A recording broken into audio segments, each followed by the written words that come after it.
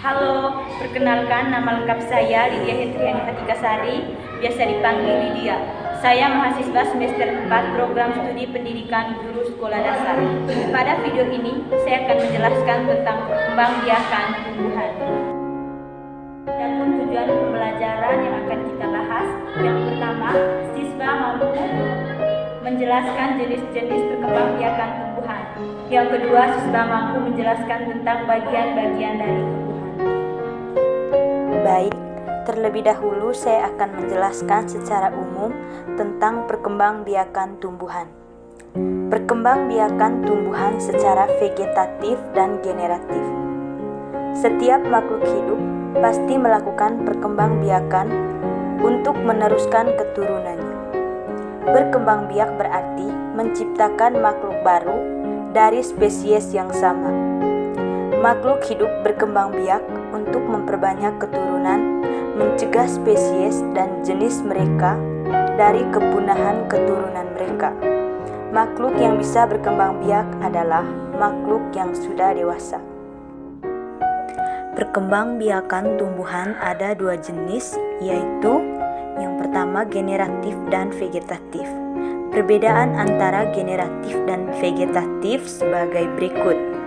Yang pertama, perkembangbiakan secara generatif merupakan perkembangbiakan tumbuhan yang terjadi melalui perkawinan atau penyerbukan. Yang kedua, perkembangbiakan secara vegetatif merupakan perkembangbiakan tumbuhan yang terjadi tanpa perkawinan atau tanpa penyerbukan. Generatif.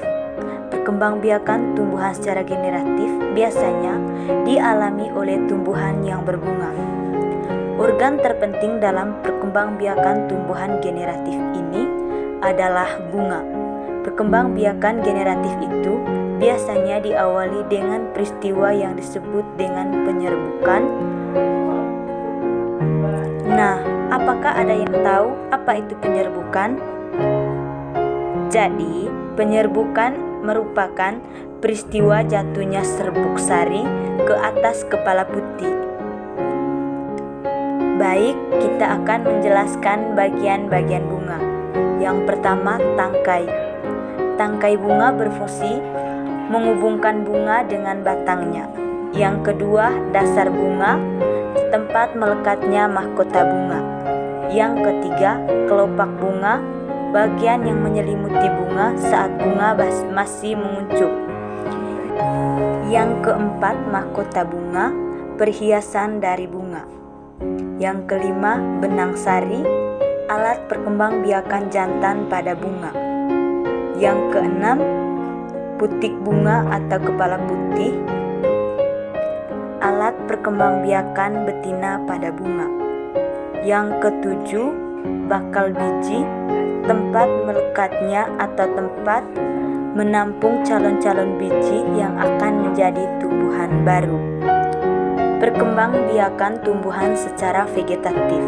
Perkembangbiakan vegetatif merupakan cara perkembangbiakan makhluk hidup yang terjadi tanpa pertemuan sel jantan dan sel betina atau tanpa perkawinan.